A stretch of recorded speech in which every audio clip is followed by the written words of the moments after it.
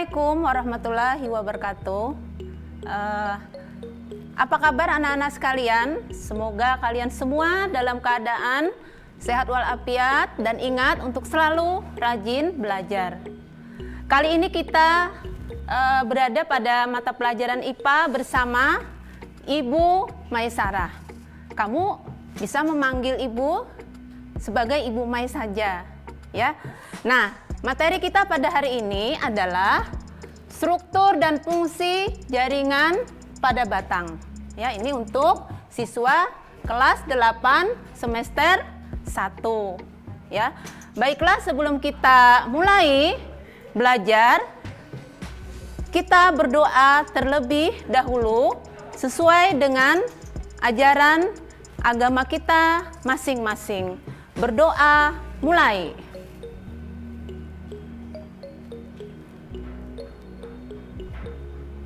Berdoa selesai. Nah, anak-anak, kalian akan belajar materi tadi berdasarkan kompetensi dasar yang akan Ibu tampilkan, yaitu mendeskripsikan struktur jaringan penyusun batang, ya. Nah, sebelum memasuki materi jaringan penyusun batang, tentunya kamu sudah belajar tentang jaringan-jaringan pada tumbuhan, ya. Nah, baiklah, kita akan mulai.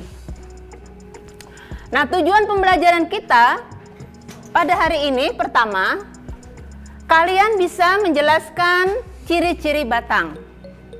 Yang kedua, bisa menjelaskan fungsi batang. Yang ketiga, bisa mendeskripsikan struktur jaringan pada batang. Yang keempat, menjelaskan fungsi struktur jaringan pada batang. Nah, sekarang kita akan mulai ciri-ciri batang, ya. Nah, umumnya tumbuhan memiliki batang itu arahnya adalah tegak ke atas tanah, ya. Dan ini umumnya untuk mendukung cabang. Selain cabang juga yang didukung adalah daun dan bunga. Nah, kalian bisa lihat gambar seperti ini, atau barangkali kamu juga sudah pernah menanam singkong seperti ini. Coba kamu lihat di sini, singkong itu tunasnya tumbuh pada bagian buku-buku dari batang. Nah, jadi batang itu kamu boleh lihat seperti ini, ya. Bentuknya memanjang, bulat seperti silinder, kemudian ada ruas, internodus, dan juga dibatasi oleh buku. Nah, di mana di buku ini tempat tumbuhnya daun dan tunas. Nah, anak-anak, coba kalian perhatikan, ya, di sini ada dua buah gambar yang sudah Ibu tampilkan. Di sini gambar pertama di sebelah kanan ini adalah gambar pohon bambu, ya. Kemudian yang sebelah kiri ini adalah gambar pohon sirsak, ya. Nah, kalian bisa lihat perbedaannya, ya. Nah, ini bambu, tentunya kalian masih ingat bahwa pohon bambu ini tergolong ke dalam kelompok tumbuhan monokotil, ya. Kemudian untuk pohon sirsak ini tergolong sebagai tumbuhan dikotil. Nah, sekarang apa saja perbedaannya, ya? Nah, sekarang kita lihat untuk pohon bambu, dia memiliki ruas-ruas yang sangat jelas. Nah, ruasnya terlihat sangat jelas, ada bukunya, ada antar ruasnya. Di sini terlihat sangat jelas untuk kelompok tumbuhan monokotil. Nah, kemudian untuk tumbuhan sirsak tadi, di sini ruas-ruasnya tidak terlihat jelas. Nah, itulah perbedaan antara tumbuhan monokotil dan dikotil kalau kita melihatnya dalam hal bentuk batang atau morfologi batangnya. Kita akan lanjutkan materi setelah jeda berikut.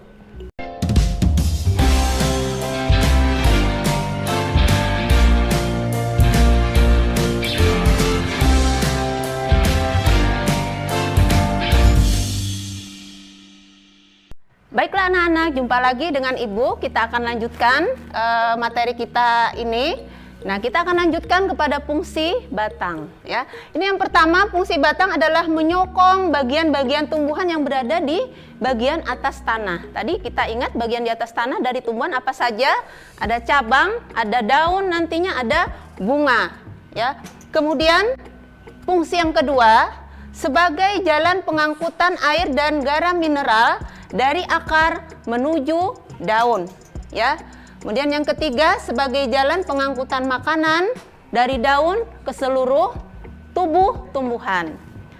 Yang keempat, sebagai tempat menyimpan cadangan makanan. Nah, tentunya kalian masih ingat tumbuh-tumbuhan yang bisa menyimpan cadangan makanan pada bagian akarnya ya. Misalnya kentang bisa menyimpan cadangan di bagian akar ya, atau singkong ya, atau misalnya talas ya. Ini adalah fungsi-fungsi batang. Nah, kita akan lanjutkan lagi. Nah, ini adalah contoh tumbuhan yang bisa menyimpan cadangan makanan yang lain ya, seperti ini tadi yang Ibu sebutkan kentang. Nah, ini kentang.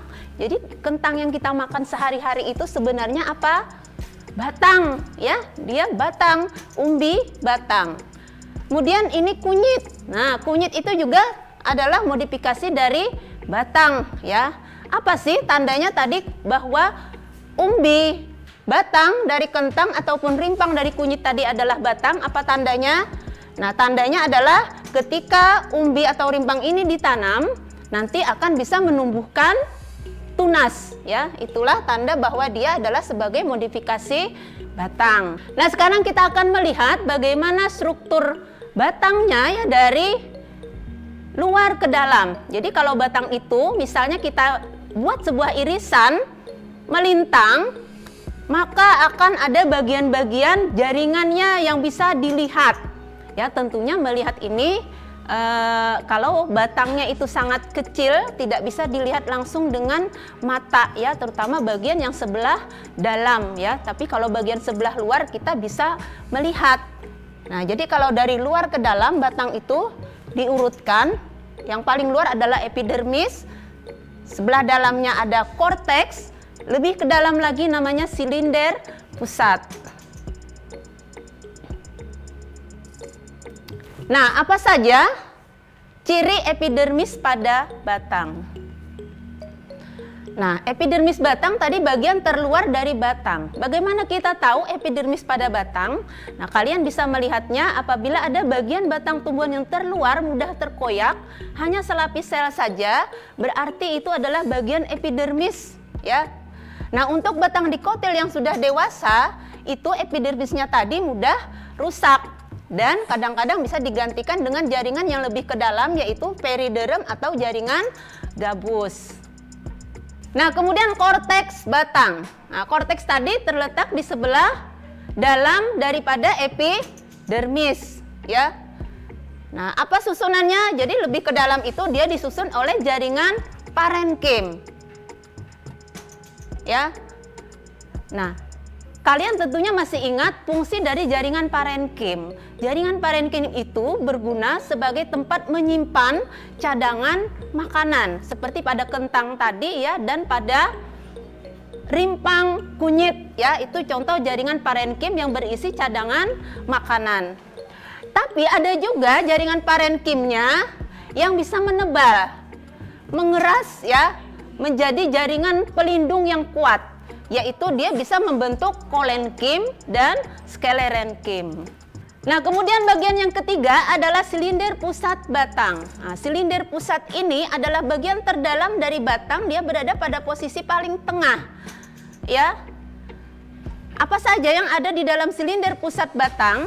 Pertama adalah floem. Nah, kalian pasti ingat jaringan floem ini adalah jaringan pembuluh ya. Jaringan pembuluh yang bisa mengangkut hasil fotosintesis dari daun yang akan diedarkan ke seluruh jaringan tumbuhan. Kemudian jaringan xilem. Nah, xilem ini adalah jaringan yang seperti kayu ya. Jadi kalau pada tumbuhan kamu menemukan bagian kayu di sebelah dalam daripada kulit, itu tidak lain adalah silem, ya. Nah, silem ini berfungsi untuk mengangkut air dan garam mineral dari dalam tanah menuju ke daun. Nah, jadi silem batang ini dia bersambung dari silem akar, nanti bersambung dengan silem batang tadi, bersambung lagi sampai ke silem daun. Lalu akhirnya air dan garam mineral tadi sampai ke klorofil di daun, ya, untuk dilakukan fotosintesis. Nah, kemudian lagi masih di dalam jaringan yang paling dalam tadi, namanya adalah kambium. Nah, kambium ini hanya dimiliki oleh tumbuhan dari kelompok dikotil, ya, dan dia terletak di antara jaringan flum dan jaringan silem. Nah, jadi tumbuhan monokotil tidak memiliki kambium, ya. Jadi kalian harus ingat apa itu fungsi kambium. Nah, ketika kalian belajar tentang jaringan pada tumbuhan, kambium itu bertugas ke arah luar dia akan membentuk kulit, ya, dan ke arah dalam dia akan membentuk kayu, ya. Itu fungsi untuk kambium. Kemudian yang terakhir pada bagian tengah, nah ini adalah empulur. Nah, bagian terdalam dari bagian parenkim fungsinya untuk menyimpan cadangan makanan. Nah, ini tadi yang Ibu uraikan tadi, dapat kalian lihat pada gambar di layar ini, ya, bagaimana perbedaan struktur melintang daripada batang dikotil dan monokotil apabila dilakukan irisan secara melintang. Kalian bisa perhatikan ini, yang sebelah kanan adalah gambar untuk penampang melintang batang dikotil. Yang sebelah kiri adalah penampang melintang untuk batang monokotil. Coba kamu bisa melihat di sini untuk yang dikotil, ya, silem dan ada flum, lalu diantaranya adalah kambium, dan ini letaknya melingkar, ya, melingkar di sini, ya. Jadi sebelah luar ini adalah silem, kemudian sebelah dalam adalah silem, di tengahnya adalah kambium. Nah, kemudian kalau kita melihat batang monokotil, di sini silem dan flumnya tidak beraturan, ya, tidak melingkar seperti pada dikotil, tapi tersebar. Kemudian di sini juga tidak ada mengandung kambium. Nah, jadi di sini kamu bisa melihat perbedaan dari struktur batang tumbuhan dikotil dan monokotil. Oh ya, kita akan kembali setelah iklan berikut ini.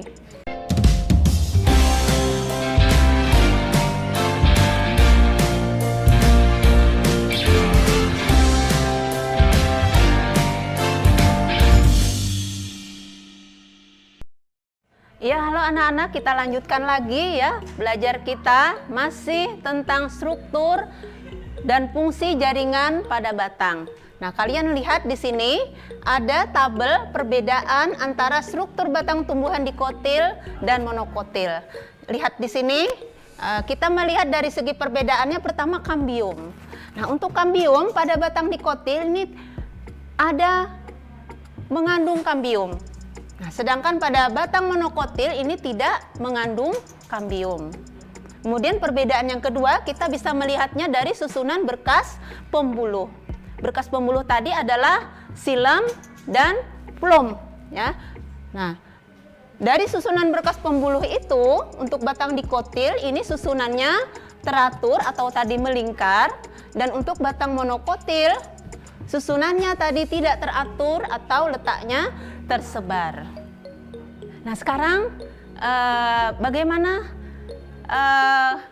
materi yang Ibu sajikan? Nah, untuk lebih jelas kalian akan Ibu berikan tugas di rumah, ya, untuk kalian bisa konsultasikan kepada guru kalian ataupun kepada orang tua di rumah, ya.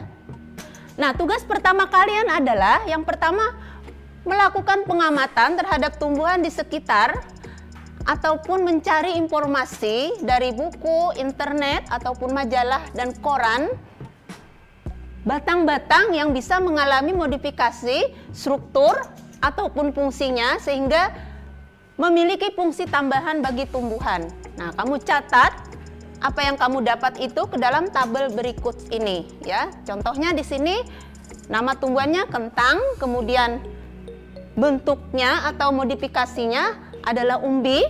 Lalu fungsinya untuk apa? Menyimpan cadangan makanan. Lanjutkan saja ini, nanti kamu konsultasikan kepada gurumu di rumah ya.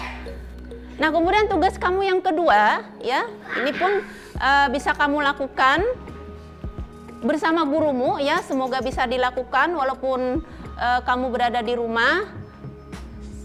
Semoga nanti bisa dilakukan ya, karena di sini kamu bisa mengamati struktur anatomi batang tumbuhan. Di sini yang kamu perlukan adalah sebuah mikroskop, silet, nampan, kemudian kecambah, kacang tanah ataupun kacang hijau yang berumur 7 hari, ataupun kecambah jagung yang umurnya 7 sampai 14 hari, kaca benda dan kaca penutup, pipet tetes dan air. Ini bahan yang diperlukan untuk mengamati struktur anatomi batang tumbuhan. Nah, apa yang harus kamu lakukan dari alat-alat tadi? Ini yang kamu lakukan ya. Pertama, kamu mengamati bentuk batang pada kecambah kacang hijau dan kecambah jagung. Yang kedua, nanti buat sayatannya pada batang dari tumbuhan kacang hijau itu maupun pada jagung pakai silet ya.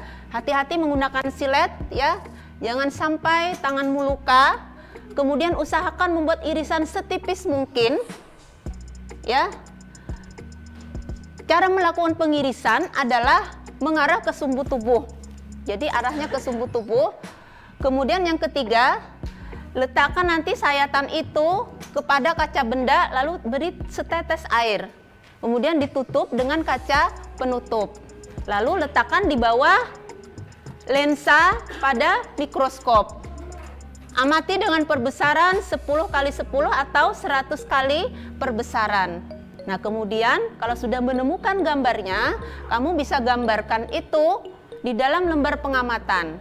Nah, lalu nanti kamu bisa bandingkan hasil pengamatan yang kamu dapat dengan gambar-gambar yang sudah ada pada buku kamu ataupun dari hasil kamu mencari di internet ya. Nah, nanti kamu buat tabel seperti ini untuk membuat gambar, baik itu gambar morfologi maupun gambar anatominya ya. Nah, kemudian sesudah kamu melakukan pengamatan, nah kamu bisa menjawab masalah ini. Pertama, jaringan apa sajakah yang menyusun batang? Yang kedua, sebutkan perbedaan jaringan yang menyusun batang pada tumbuhan kacang hijau maupun jagung. Kamu tentunya ingat bahwa di sini nanti kacang hijau itu mewakili untuk tumbuhan dikotil, sedangkan jagung itu mewakili untuk tumbuhan monokotil. Nah, kemudian jangan lupa ini ya, untuk selalu mencuci tangan dengan air dan jangan lupa memakai sabun, kemudian selalu gunakan masker dan jangan menyentuh wajah. Nah, kemudian selalu membersihkan alat-alatnya dengan antiseptik dan juga jangan lupa jaga jarak atau hindari kerumunan ya. Jadi kita harus selalu mematuhi protokol kesehatan yang sudah dianjurkan oleh pemerintah ya. Demikian, wabillahi taufik wal hidayah. Wassalamualaikum warahmatullahi wabarakatuh.